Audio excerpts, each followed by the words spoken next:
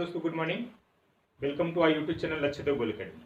दोस्तों, हम लोग बात कर रहे थे जो है बाइनोमियल थ्योरम्स की, तो उस पे बेस्ड जो कुछ क्वेश्चन आपने देख लिया था और उसी क्रम में जो है आज हम लोग जो है और कुछ क्वेश्चंस जो है डिफरेंट वैरायटी के भी बचे हुए थे, उनको जो है हम आज जो है करने की कोशिश करेंगे। तो चलते हैं वन बाई वन जो है हम लोग डिस्कस करेंगे, ठीक है। तो चलते हैं। देखिए, एक क्वेश्चन में बोर्ड पे लिखा हुआ है, find the term independent of x in the expansion of. अब यहाँ पे जो लिखा है ना, क्यूब रूट है, ठीक है, स्क्वायर रूट नहीं है, क्यूब रूट है। x plus 1/2 cube root of x whole to the power 18, ये आपका एक्सपेंशन है। इसका हमें निकालना क्या, इंडिपेंडेंट ऑफ x, यानी फाइंड द टर्म निकालना which is independent of x। तो सिंपल सी बात है, इंडिपेंडेंट ऑफ x का मतलब क्या है, यानी जो x की पावर हो क्या हो, जीरो हो, है ना। इट मीन जो है ऐसा टर्म जिसमें x ना आए, ठीक है। तो सबसे पहले इस टाइप के क्वेश्चन हम लोग करते क्या थे, हम लोग सबसे पहले जो है इसका जो भी एक्सपेंशन गिवन है उसको जो है जनरल टर्म्स निकालते थे। क्या करते थे, जो एक्सपेंशन गिवन है उसका जो है जनरल टर्म्स निकालते थे। जनरल टर्म्स निकालने का फॉर्मूला सिंपल सा है, वही T R plus 1 equals to N C R A to power N minus R B to power N, ठीक है।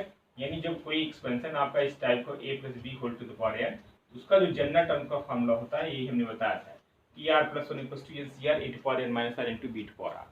अब यहाँ पे उसी तरीके से ये इसको आप एज ए समझेंगे, इसको आप एज ए बी समझेंगे, और यहाँ पे जो n है क्या है, 18 है, ठीक है।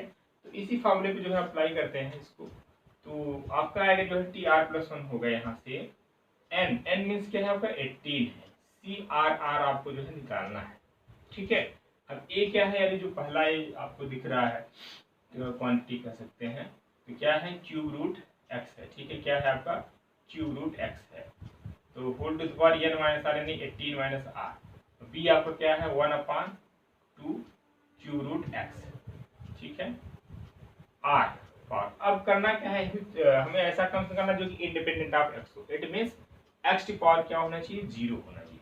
तो पहले अभी इसको कैलकुलेट कर लेते हैं हम लोग, 18cr, और ये आपका आएगा, इसका मतलब क्या होता है भाई, क्यूब रूट है यानी x to whole to the power क्या 1/3 है ना। यहाँ से आएगा x टू द पावर हो जाएगा 1/3, इट मीन्स 18 माइनस r/3, ठीक है, कोई दिक्कत नो।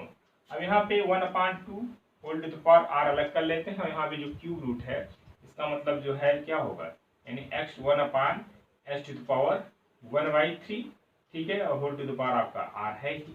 यहाँ से आपको मिल जाएगा 18cr x to the power 18 minus r/3, और यहाँ पे आपका है 1/2 whole to the power r, और इसको सिंप्लीफाई करेंगे क्या है, x to power minus r/3 हो जाएगा, ठीक है। अब ये x है, अब यहाँ पे भी x है, अब इसकी जो पावर है ऐड हो जाएगी, ठीक है। यानी 18cr 1/2 whole to the power r x to the power 18 minus r/3 और माइनस r/3, तो मैं डायरेक्ट लिख दे रहा हूँ, ठीक है। यहाँ पे क्या आ जाएगा, 18 माइनस 2r आ जाएगा, ठीक है।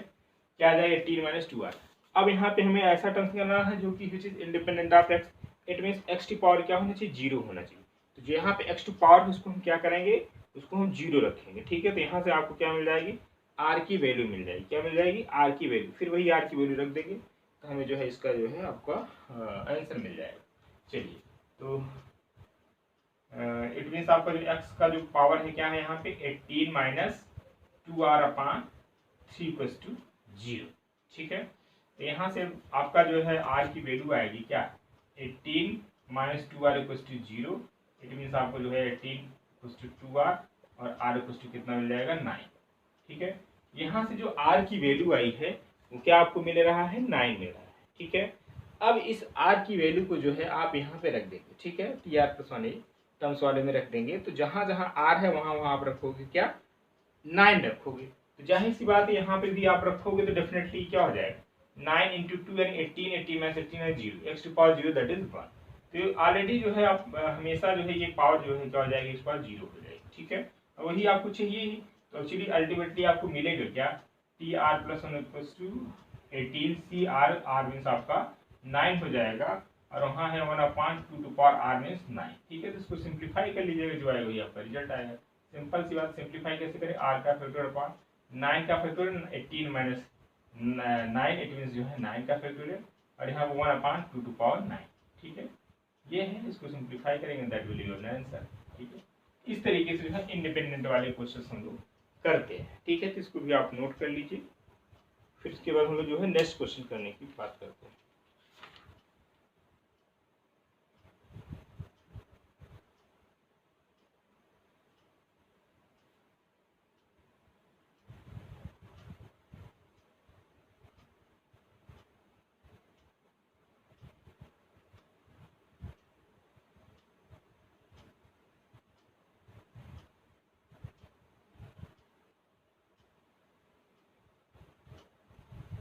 रिमूव किया जाए। चलिए अगला क्वेश्चन देखिए।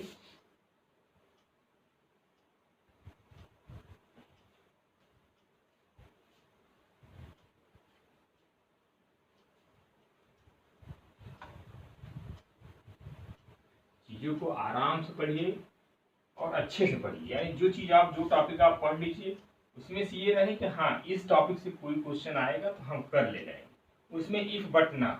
ठीक है, ऐसा नहीं कि आप इतनी जल्दबाजी में पूरा जो है भाई सिलेबस फिनिश कर लो और पता चले क्वेश्चन आए तो आप कर ना पाओ।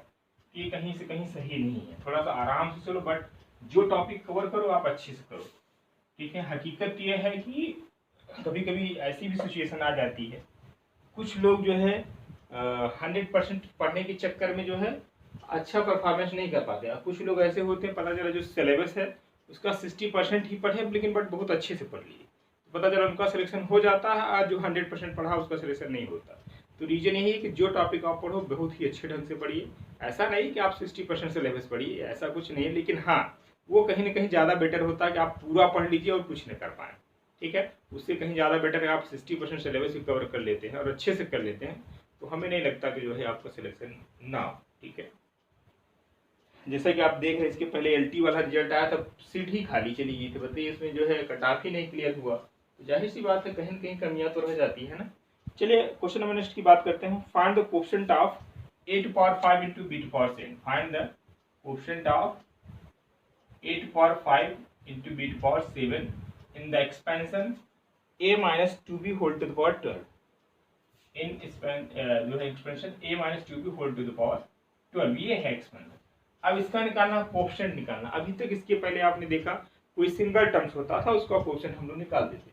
यहाँ पे जो है प्रोडक्ट ऑफ टू टर्म्स है और इसकी जो हम कोएफिशिएंट की बात करेंगे। डेफिनेटली यहाँ और ए बी है तो जाहिर सी बात इसको आप एक्सपेंड करोगे तो जो है इसके जो है टर्म्स तो आएंगी ही, है ना, ए बी तो आएगी। ठीक है, और खास बात ये भी है हमने बताया था इसके जो एक्सपेंशन के जो टर्म्स हैं उनके जो इंडिसेस है उसका जो सम आएगा ऑलवेज जो इसकी पावर है उसकी हमेशा इक्वल ही आएगा। अब देखो ना बी यहाँ पे 7 है इसकी पावर और ए की पावर 5 है, 7 + 5 12। यहाँ पे भी जो एक्सपेंशन है आपका उसका भी पावर यह है 12 है, और ऑब्वियस सी बात होगा भी ऑलवेज। ठीक है, तो अब इसको जो हम वही निकालते हैं, इसका जनरल टर्म्स निकालेंगे एक्सपेंशन का।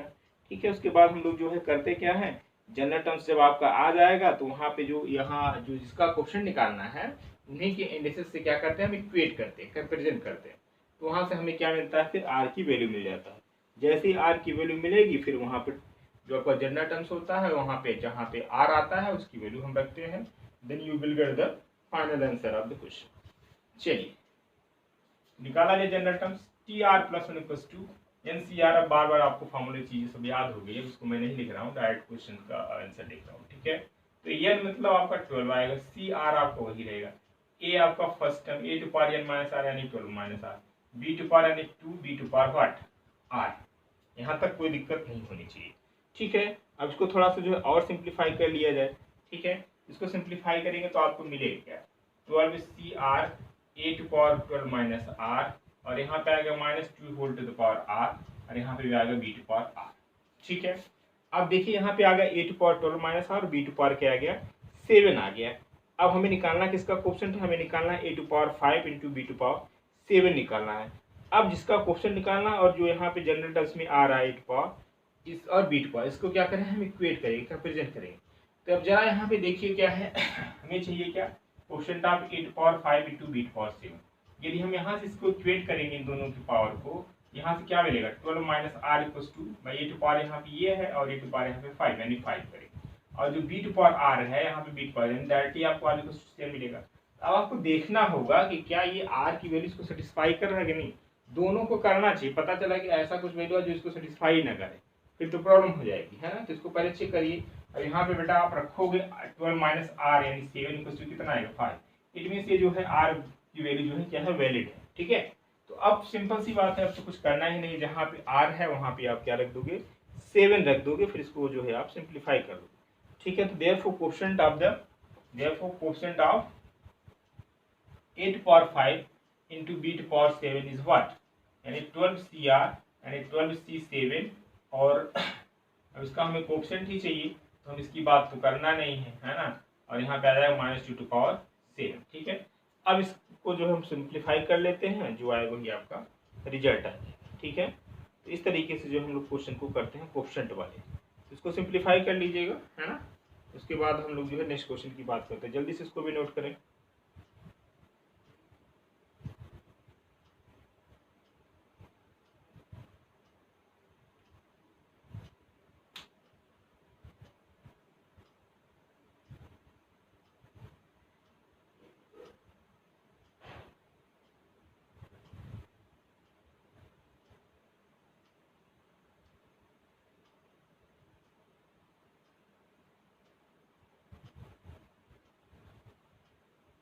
चलिए अगला क्वेश्चन देखिए।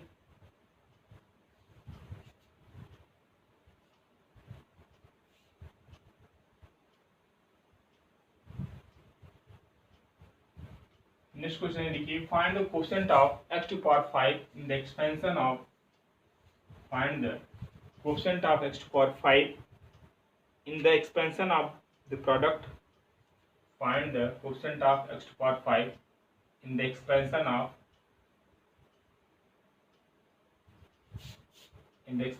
product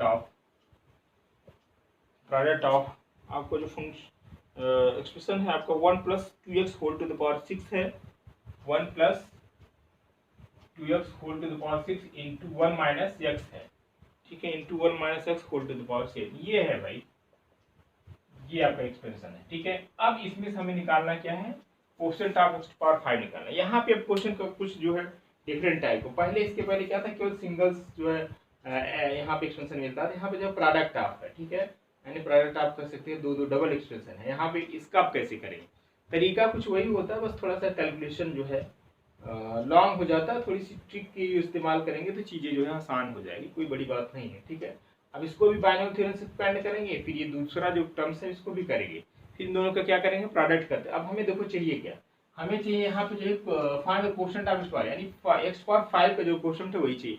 लेकिन अब यहाँ पे देखा जाए तो हमें और ढेर सारे टर्म्स मिलेंगे। ठीक है, जैसे वहाँ पे इस एक्सपेंशन का जो पावर 7 है 7 मिलेगा। ठीक है, तो बट हमें इसकी जरूरत नहीं है। ठीक है, हम करेंगे क्या, इसको हम जहाँ तक x पावर 5 आएगा उसको ओपन करेंगे, इसको भी जहाँ वहाँ तक ले जाएंगे, इसको एक्सपेंड करके जहाँ x पावर 5 तक आए, क्योंकि उसके बाद हमारे काम की चीज़ नहीं है। ठीक है, तो थोड़ा सा यही ध्यान रखना है, पता चला अब इसको पूरा एक्सपेंड कर डालो जब तक, तो वहाँ सब करने की जरूरत नहीं। ठीक है, और उसके बाद दोनों के एक्सपेंशन निकालने के बाद क्या करते हैं, हम दोनों को प्रोडक्ट निकालते हैं, और प्रोडक्ट निकालने के बाद जहाँ जहाँ x पावर 5 आएगा उसके कोएफिशिएंट लेके, भाई 2 में है देख, इसका आएगा कोएफिशिएंट और इसका आएगा, दोनों का मल्टीप्लाई करेंगे और फिर सम करेंगे, क्योंकि एक टर्म्स तो होगा ना, ढेर सारे टर्म्स होंगे, तो जो जो x का कोएफिशिएंट होगा x पावर 5 का, उनका मल्टीप्लाई करेंगे, यानी यहाँ पे भी और यहाँ दोनों की, फिर जो आएगा उसका सम करने के बाद जो आएगा वही आपका आंसर होगा। चलते हैं 1 बाय 1 स्टार्ट करते हैं। पहले तो जो है 1 + 2x पावर 6 का जो है हम लोग एक्सपेंड करेंगे by using the binomial theorems. ठीक है, चलते हैं एक्सपेंड किया जाए। यानी आपका है पहला 1+, चाहे आप साथ साथ करिए चाहे अलग अलग कर लीजिए, कोई दिक्कत नहीं। चलिए अलग अलग कर लेते हैं। यहाँ पे आएगा NC0, आपको मैं एक बार रिकॉल करा दे रहा हूँ, a + b to power n क्या होता था NC0, और यहाँ पे आएगा a to power n। ठीक है, फिर NC1 a to power n - 1 b, दिख रहा है कि नहीं ऊपर एक्चुअली। ठीक है, फिर NC2 a to power n - 2 b²। ठीक है, इसी तरीके से आप जाते हो आगे की तरफ, कहाँ NCR a to power n - r b to power r, फिर NCN b to power n। ठीक है भाई, यही है आपका बाइनोमियल एक्सपेंशन, या बाइनोमियल थ्योरम बोलते हैं। ठीक है, फॉर पॉजिटिव इंडेक्स। ठीक है, अब यहाँ पे देखा जाए तो n कितना है 6 है, n कितना है आपके यहाँ पे 6 ही तो है, यानी 6 से शुरू करेंगे, 6C0। अब 1 की पावर करेंगे 6 तो क्या आएगा 1 ही आएगा। ठीक है, ये क्या आएगा 1 ही आएगा, और 6C0 करेंगे तो ये भी आपका क्या हो जाएगा 1 ही आएगा। हालांकि सब प्रैक्टिस पे आ जाती है, जैसे जैसे आप क्वेश्चन कर लेंगे ना, ये सब इतना लिखने की जरूरत नहीं है। अब हमें थोड़ा सा एक्सप्लेन करना ताकि जो अभी जुड़े हैं उनको जो है चीज़ें बिल्कुल समझ में आ जाए, ठीक है। अदरवाइज डायरेक्ट इसको किया जाना चाहिए, ठीक है। और पास्कल ट्रायंगल का यूज़ करेंगे तो डायरेक्ट इसकी वैल्यू भी डायरेक्टली लिख लेंगे, इतना डिटेल करने की जरूरत नहीं। फिर भी चीज़ों को आपको समझना है तो थोड़ा सा जो हम समझ देंगे इसको। तो पहला टर्म्स आ गया सी 0 और 1 टू पावर 6 माइनस 6 आएगा एक्चुअली, तो 1 की पावर कुछ भी हो 1 ही आएगा। फिर दूसरा टर्म्स आपका क्या आ जाएगा 6c1 आएगा, ठीक है। दूसरा टर्म्स आपका क्या आएगा 6c1 आएगा। और 1 मैं बार बार नहीं लिख रहा क्योंकि फिर 1 टू पावर मैं लिखूंगा 6 माइनस 25, मतलब वही 1 ही आना है, तो मैं लिख रहा हूँ डायरेक्ट 2x लिख रहा हूँ, ठीक है भाई। दूसरा टर्म नेक्स्ट टर्म लिखें 6c2 2x to power what 2x power हम लोग लिखेंगे क्या 2 लिखेंगे, ठीक है।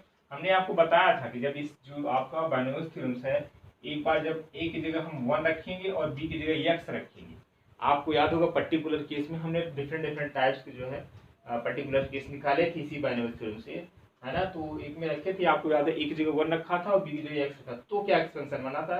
यदि आपको वो याद है तो डायरेक्ट इसी पे रख देंगे, नहीं याद है तो कोई जरूरत नहीं। मेन आपका यही बायनोमियल थ्योरम से ये आपको याद होना चाहिए इसका फॉर्मूला, ठीक है।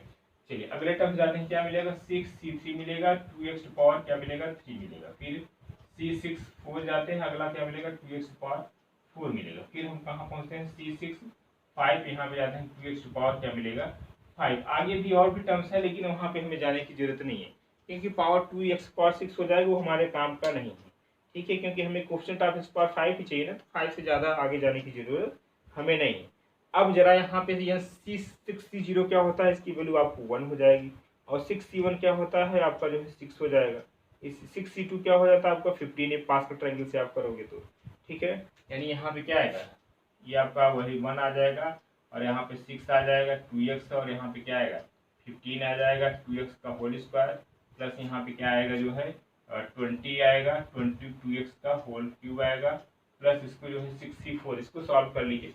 तो इसको आप सॉल्व करने का यही तरीका है, एक मैं कर दे रहा हूँ। जैसे C64 का करना हो तो क्या करोगे 6 का फैक्टोरियल अपान 4 का फैक्टोरियल इंटू 6 माइनस 2 का फैक्टोरियल, यही था तरीका, है ना। तो इसको स्पेंड करोगे आप क्या मिलेगा 6 का फैक्टोरियल अपान 4 का फैक्टोरियल इंटू 4 का फैक्टोरियल, 6 का फैक्टोरियल यानी 6 5 4 पे जाके इसको रोक दीजिए, 4 का फैक्टोरियल का मतलब क्या हुआ 4 3 2 1, ठीक है।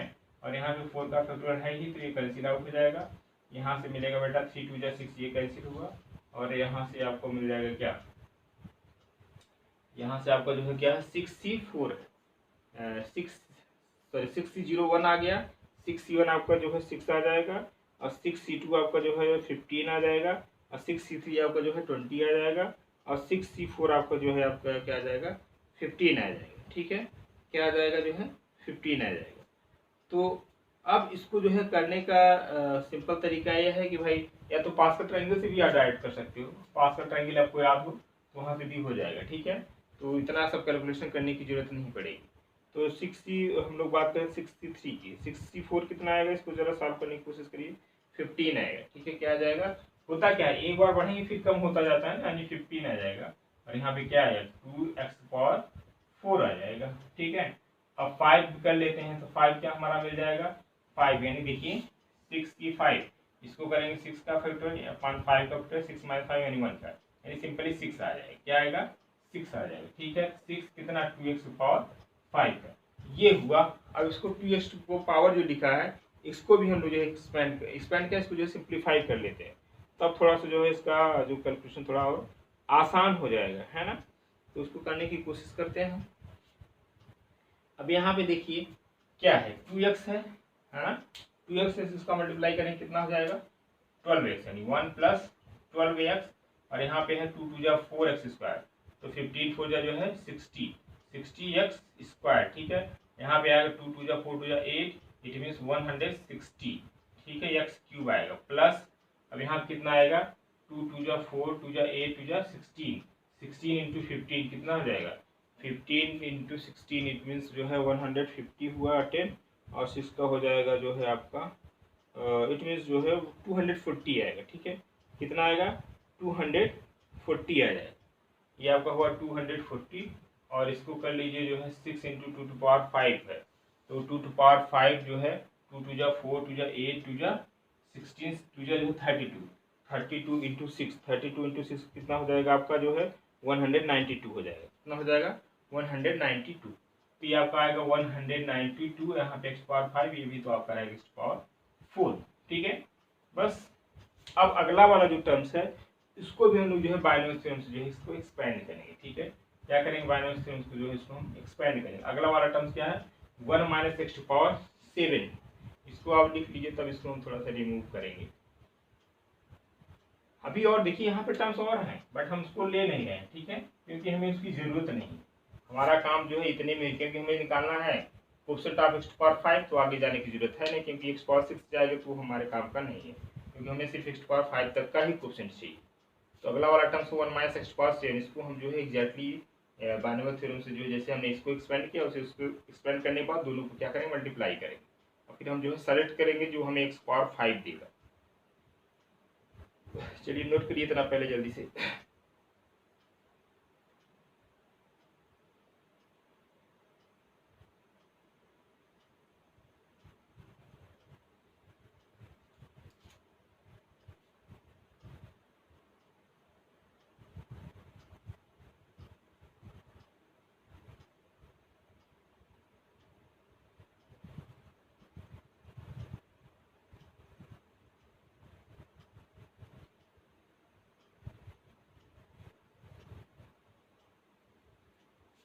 यहाँ पे 6 की 4 कर रहे थे, यहाँ पे 4 आ जाएगा, ठीक है। 6 - 4 यानी 2 का फैक्टर होगा, ठीक है। क्या हो जाएगा, 2 का फैक्टर होगा, तो 4 का 4 इससे कट जाएगा बेटा। यहाँ थोड़ा सा मिस्टेक है, इसको कैलकुलेट कर लेना। एक्चुअली जब आप 64 करोगे ना, 6 का फैक्टर अपान 4 का फैक्टर, फिर 6 - 4 यानी 2 का फैक्टर, इसको एक्सपेंड करोगे आप 6 का फैक्टर होगा 6 × 5 × 4 का फैक्टर, ठीक है। तो 4 का फैक्टर यहाँ पे ऑलरेडी है और यहाँ पे कितना है, 2 का फैक्टर है, तो 4 का फैक्टर कैंसिल आउट हो जाएगा और यहाँ से कटेगा 2 3 जा 6 यानी 5 × 3 यानी 15, ठीक है। ये वाला टर्म्स था आपका 6C4 इट मीन्स जो है आपका ये वाला यानी x⁴ वाला ये, ठीक है। लिखा तो 15 सही है। चलिए अगला वाला किया जाए, 1 - x⁵ वाला है ना। इसी तरीके से इसको भी एक्सपेंड करते हैं, 1 - x⁴, तो यहाँ पे क्या आएगा, अब 7C0 करेंगे, कोई मतलब नहीं, 1 ही आना है। 1⁴ लिखेंगे तो 1 ही रहेगा, ठीक है। अब यहाँ पे देखिए माइनस है, 1 - x वाला है, 1 - x⁴n वाला, इसमें क्या होता है, एक बार प्लस होता है एक बार माइनस होता है, ठीक है। जिसको याद होगा पर्टिकुलर केस तो डायरेक्ट या यहाँ से भी हो सकता है, कुछ करना थोड़ी ना है। जहाँ पे a है वहाँ पे 1 रखो, जहाँ पे आप b है वहाँ पे क्या रखोगे, -x रखोगे। क्या रखोगे आप, -x रखोगे। तो इसको सिंप्लीफाई करते हैं हम लोग जो है, तो यहाँ पे आ जाएगा जो है फिर आएगा माइनस आएगा, ठीक है। 7C1 आएगा, 1 तो 1 ही रहेगा, x⁴ क्या हो जाएगा, यहाँ पे जो है 7 आ जाएगा, क्या आ जाएगा 7 होगा, ठीक है। प्लस 7C2 x⁴ यहाँ पे क्या हो जाएगा, जस्ट जो है सॉरी यहाँ पे गड़बड़ लिख दिया गया, 1 हुआ, ठीक है। एक को बढ़ाते जाएंगे, दूसरे को हम लोग जो है कम करते जाएंगे, ठीक है। तो ये 7C जो है 1 × x⁴ होना चाहिए, ठीक है। और यहाँ पे क्या हो जाएगा, x⁴ हो जाएगा, बढ़ता जाएगा ना, एक का कम होता है, दूसरा का बढ़ता है, ठीक है। ये तो ऑलरेडी 1 ही है, तो इसका कम का कोई इफेक्ट तो पड़ेगा ना, 1 ही आना है, यानी यहाँ पे स्क्वायर होगा। अब अगला टर्म्स क्या आएगा, माइनस आएगा, ठीक है। 7C3 और यहाँ पे आएगा x3, फिर अगला टर्म्स क्या आएगा, 7C4, यहाँ पे आएगा x⁴, ठीक है। फिर -7C5 x⁵, आगे जाने की जरूरत नहीं, ठीक है। ये है 7C5 x⁵ है। अब इसको हम क्या करेंगे, जो है 7C1 7C2 सबकी जो है हम वैल्यू निकाल लेंगे, ठीक है। इसका वैल्यू क्या आएगा भाई, 7C0 है तो 1 हो जाएगा, और ये आपका क्या आ जाएगा 7 हो जाएगा, और ये आपका क्या हो जाएगा 7C2 को सिंप्लीफाई करेंगे कितना आएगा 21 आएगा, कितना आ जाएगा 21 आ जाएगा। तो आपका आया 1 यानी 1 ही रहेगा, 7 आया या 21 स्क्वायर आया, और यहाँ पे माइनस, इसको सॉल्व करेंगे तो जो है 35x3, और फिर इसको आप सॉल्व करोगे तो 7C1, ये दोनों सेम होता है। एक चीज़ आपको रिजल्ट में बता दूं, जैसे NCR लिखा है, NCR-1, दोनों की वैल्यू हमेशा सेम होती है, ठीक है। तो यानी जो x7C3 की जो वैल्यू होगी वही 7C4 की वैल्यू होगी, ठीक है। तो 7C3 की वैल्यू कितना हुआ 35 है, तो यहाँ एक्चुअली माइनस लगा, इसके पहले माइनस हो जाएगा, और 7C4 वाले में क्या हो जाएगा प्लस 35 होगा, ठीक है। इसमें क्या लिखेंगे, प्लस 35 x⁴ लिखेंगे। फिर अगला टर्म्स क्या हो जाएगा -21, यानी यहाँ पर 35 x⁴, इसको सिंप्लीफाई करोगे -21 x⁴, 5, ठीक है। ये सिंपल है। यदि आपको ऐसी दिक्कत हो तो आप हर का एक्सपेंड कर लीजिए, एक दो करेंगे उसके बाद आपकी जो है हैबिट में आ जाएगा, तो चीज़ें आप लिख ले जाएंगे।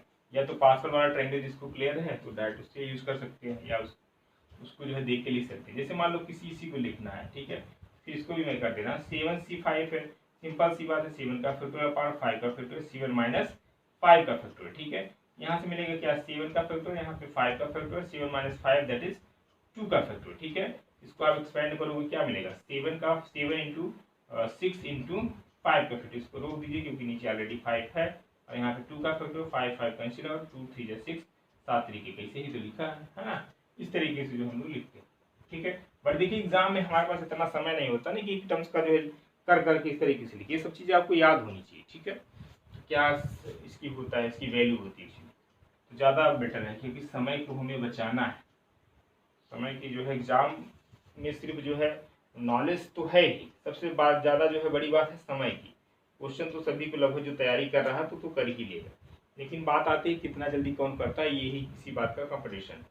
अब बेटा यहाँ पे दोनों निकल गया 1 माइनस 6 का। अब करना क्या है, दोनों का हमें प्रोडक्ट चाहिए ना इसका, तो ये जो निकला है आपका इसका 1 माइनस 6 ये इसका जो ये आपने निकाला है इसको, और ये इसको जो है दोनों को क्या करेंगे मल्टीप्लाई करेंगे। फिर उसके बाद जो है जो आएगा वो उसमें हम ये देखेंगे कि जो है x⁴ किस में किस टर्म्स में आ रहा है, वो इसी का जो है हम लोग क्वेश्चन का मल्टीप्लाई करेंगे। चलते हैं मल्टीप्लाई करते हैं हम लोग जो है दोनों के टर्म्स को लिख लेते हैं, यानी 1 माइनस 1 प्लस 2x⁴ और यहाँ पे 1 माइनस x⁴, तो क्या मिलेगा जरा इसको लिख लेते साथ साथ 1 प्लस 12, कैलकुलेशन का थोड़ा ध्यान रखना है क्योंकि थोड़ा सा मिसिंग हुआ तो गड़बड़ हो जाएगा, और plus 160x³ plus 240x⁴ plus 192x⁵ plus and so on. और इसका जो है आया है एक्सपेंशन यानी 1 माइनस 7, यहाँ पे x छूट गया, x भी होगा, ठीक है। 7x plus 21x² minus 35x³ plus 35x⁴ minus 21x⁵, ठीक है भाई, ये होगा। अब हमें देखना है किस किस टर्म्स जो है मल्टीप्लाई करेंगे 6⁵ आ रहा है। चलो 1 से शुरू करते हैं, 1 का जब हम 1 के साथ करेंगे तो कोई मतलब नहीं है, तो जरा इसमें देखो कौन सा है ऐसा टर्म्स जो मल्टीप्लाई करें तो हमें x⁵ दे। जाहिर सी बात 1 का मल्टीप्लाई जब हम करेंगे 1 से करेंगे तो 1 आएगा, माइनस 7x से करेंगे तो माइनस 7x आएगा, फिर इसी तरीके से हम करते जाएंगे। यहाँ पे x² है, x³ कोई मतलब नहीं, हमें ये इससे मतलब है, यानी जब 1 का मल्टीप्लाई हम जब इसमें करेंगे तो हमें क्या देगा, यानी माइनस, ध्यान से देखिएगा इस बात को। अब हमें सारे टर्म्स को मल्टीप्लाई करने की कोई जरूरत नहीं, हमें उसी टर्म्स को लेना है जिसको मल्टीप्लाई करने से क्या मिले x⁵ मिले, ठीक है, तभी तो बात बनेगी। इसलिए हम इसका जो मल्टीप्लाई 1 का करेंगे इसमें करेंगे तो मेरे काम की चीज़ नहीं मिलेगी, यहाँ पे करेंगे तो हमें मिलेगी, क्योंकि यहाँ पे इसका क्वेश्चन क्या है यानी x⁵ एक्चुअली, ठीक है। इस यहाँ से मिल जाएगा 1 इंटू माइनस 21, ठीक है, ये प्लस। अब हम 12x को लेते हैं, ठीक है। अब 12x को जो है जो दूसरा वाला जो है आपका एक्सपेंशन का जो वैल्यू है उसमें देखिए 12x का मल्टीप्लाई करेंगे तो कौन सा हमें टर्म्स जो है x⁵ देगा। जाहिर सी बात x⁴ वाले में करेंगे तो हमें मिलेगा, क्योंकि यहाँ पे ऑलरेडी x है, तब हमें देखना पड़ेगा x⁴ वाला टर्म्स इसमें कौन सा है, ठीक है। यहाँ पे 12 है, यहाँ पे x⁴ वाला टर्म्स है 35, ये देखिए ना ये है और ये, इसका मल्टीप्लाई करें तभी तो x⁵ मिलेगा, यानी इट मीन्स जो है 12 इंटू 35, ठीक है भाई। अब इसको उठाते हैं x² वाले टर्म्स को, x² क्या मतलब 5 हमें लाना है, तो जाहिर सी बात है क्यूब वाले में करेंगे तो ये मिलेगा, ठीक है। इसका क्वेश्चन कितना है 60 है, और दूसरे वाले क्वेश्चन कितना माइनस 35 है, ठीक है। अब इसका मल्टीप्लाई करेंगे तो कब मिलेगा x⁵ यानी 2 वाले से, इससे करेंगे तो यहाँ पे मिलेगा 160 इंटू 21, ठीक है। अब यहाँ x⁴ है, अब हमें किससे मल्टीप्लाई करने पर 5 मिलेगा, यहाँ पे x से, इट मीन्स जो है यहाँ पे आएगा 240 और यहाँ पे क्या आएगा -7, फिर यहाँ पे x⁴ 15 का किससे करेंगे 1 से, 192 इंटू 1, ये है, इतने टर्म्स आपको जो है मिलेंगे। अब हम करेंगे क्या, इसको थोड़ा मल्टीप्लाई कर लेंगे, मल्टीप्लाई करने के बाद जो है कैलकुलेशन कर लेंगे, जोड़ लेंगे, जो आएगा वही क्या होगा, वो होगा आपका x⁵ का कोएफिशिएंट होगा, ठीक है। जो आएगा क्या होगा कोएफिशिएंट ऑफ x⁵, यही आपका आंसर होगा, ठीक है। तो अच्छा क्वेश्चन है, बहुत ज़्यादा बड़ा भी नहीं आता है ना, कभी कभी पूछा गया है, यानी प्रोडक्ट ऑफ टू टर्म्स दे देता है, उससे पूछ लेता है कि भाई कोई दे दिया कि उस टर्म्स का जो है आप क्वेश्चन निकालो, ठीक है। तो करना क्या होता है, दोनों को एक्सपेंड करिए बाइनरी एक्सपोनेंट से, फिर उसका मल्टीप्लाई करिए, फिर जिसकी पावर चाहिए, ठीक है, जिसका क्वेश्चन चाहिए उन्हीं टर्म्स को हम सेलेक्ट करने की कोशिश करते हैं, ठीक है। फिर जो टर्म्स आते हैं उनको जो हम सिंप्लीफाई कर लेते हैं, फिर वही आपका जवाब होता है, ठीक है। नोट कर लीजिए इसको भी।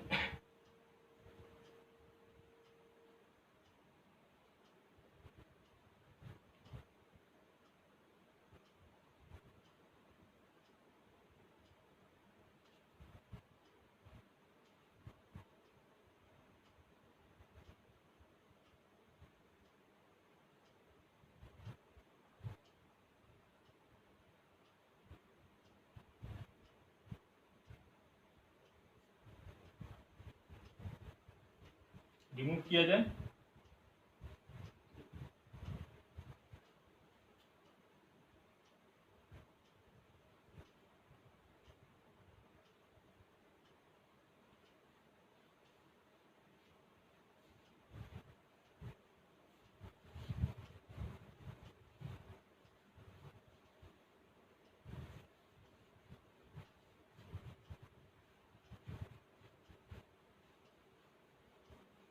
चलिए अगला क्वेश्चन लिखिए। इफ द कोएफिशिएंट ऑफ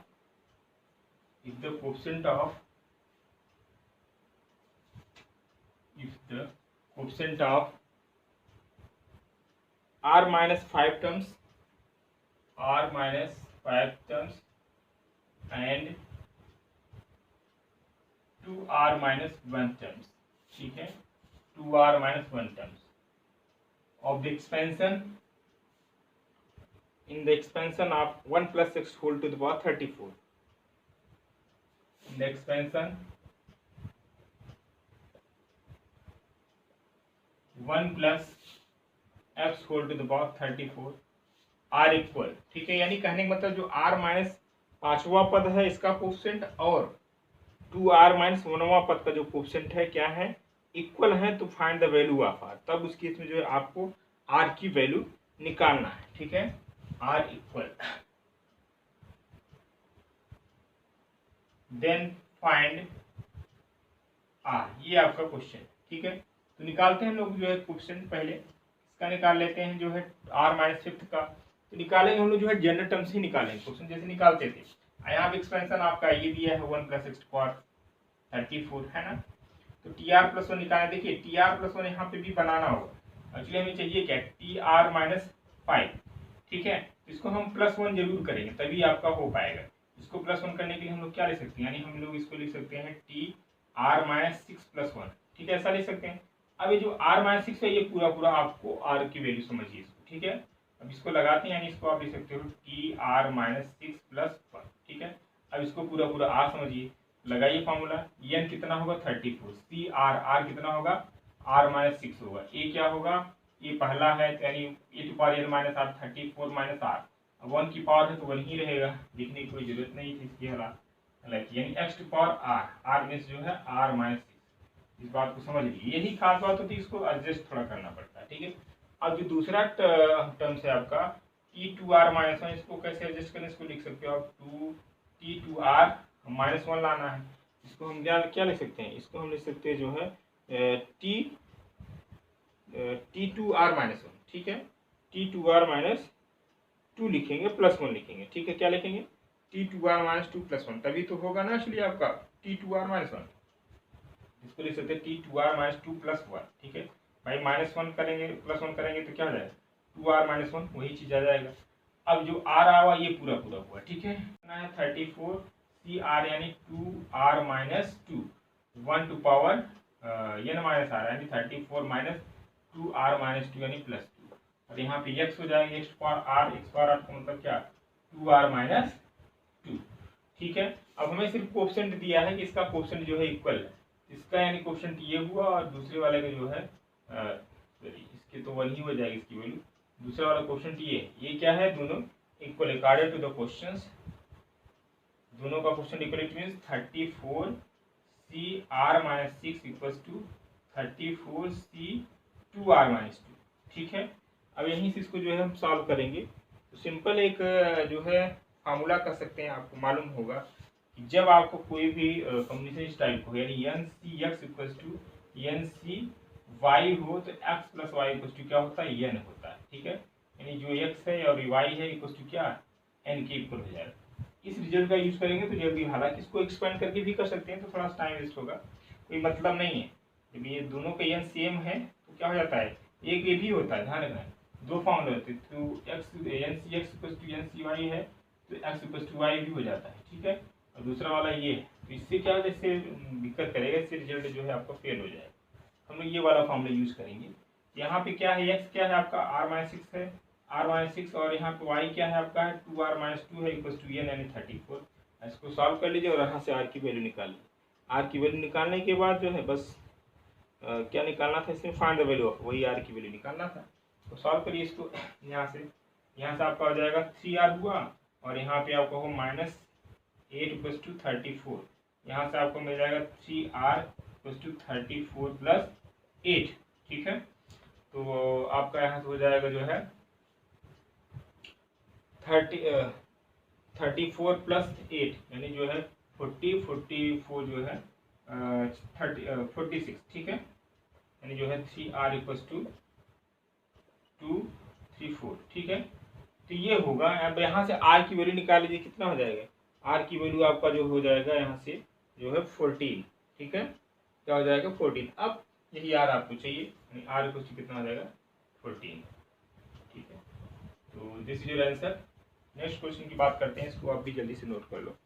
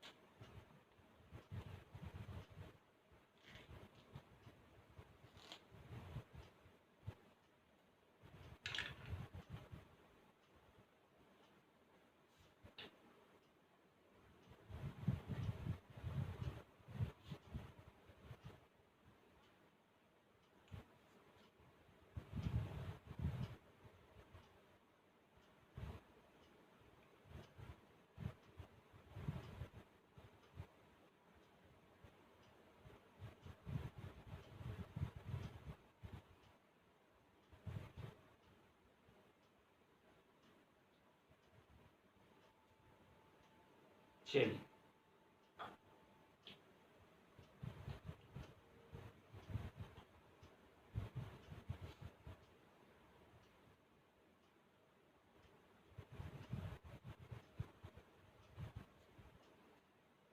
चलिए, आई होप आपने नोट कर लिया हो। चलिए नेक्स्ट क्वेश्चन देखिए, मैं बोल दे रहा हूँ क्वेश्चन, इसको आप नोट करके खुद से करिएगा, और आ जाता है तो उसको जो है आप हमें जो है सेंड करिएगा। चलिए क्वेश्चन नोट करिए, the sum of the coefficient of the first three terms, the sum of the, वाला क्वेश्चन है,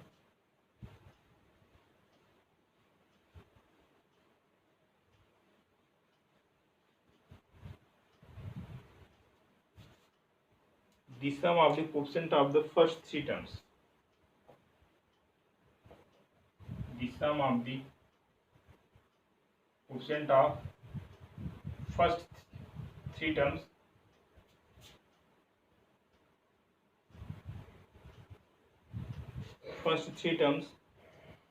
of the expansion of the expansion आपका है x minus 3/x², x minus 3/x² whole to the power m, ठीक है, and x not equal to 0 और m belongs to set of natural number, ठीक है। Then find the terms of expansion, then find terms of expansion containing x to the power 5, terms of the expansion containing x to the power 3 है, ठीक है, containing x to the power 3। तो सबसे पहले करना क्या है, the sum of the coefficient of first three terms आन, इसका जो फर्स्ट थ्री टर्म्स का जो कोएफिशिएंट है उसका सम दिया है। एक्चुअली इसको मैंने थोड़ा सा मिस कर दिया है कुछ, हाँ सम दिया बेटा 559 इज 559, ठीक है। यानी जो इस एक्सपेंशन का फर्स्ट थ्री टर्म्स है, पहला दूसरा तीसरा, पहला दूसरा तीसरा मतलब क्या है, भाई यहाँ pm है ना, pm c 0 आएगा पहला टर्म्स, ठीक है। दूसरा क्या आएगा, यहाँ माइनस है तो माइनस आएगा यानी एम सी 1 आ जाएगा। तीसरा क्या आएगा, एम सी 2 आएगा। और भी टर्म्स आएंगे जो कोफिशिएंट है ना, कोफिशिएंट ही तो चाहिए, ठीक है। इसका जो सम होगा कितना है, सम होगा यहाँ प्लस लिखिए माइनस, तो सम कितना है 559 के इक्वल है। तो आप करेंगे क्या, यहाँ से सम निकाल लीजिएगा, यहाँ से आपको आर की वैल्यू मिल जाएगी, ठीक है। उसके बाद हमें क्या निकालना, find the term expansion of continuous X bar. इसके बाद तो आप चीज़ों को जानते हो, एक्स बार थी कैसे निकालते हैं इसका कोफिशिएंट, ठीक है। सिंपल है क्वेश्चन, आपके लिए जो है जो होमवर्क दिया जा रहा है इसको आप ट्राई करिएगा, नहीं आता तो हम लोग जो है नेक्स्ट क्लास में जो इसको डिस्कस करते हैं, ठीक है। तो आज के लिए इतना ही, हम आज क्लास को रोक रहे हैं। आई होप जो है शायद कल एक लेक्चर और इस पर लेना पड़े, अदरवाइज काम सफिशिएंट तो हो गया प्रॉब्लम। फिर भी कुछ अच्छे क्वेश्चन हमें दिखते हैं तो हम उसको जो है कराने की कोशिश करेंगे, ठीक है। आज के लिए इतना ही, कल मिलते हैं हम लोग जो है, ठीक है। Thank you.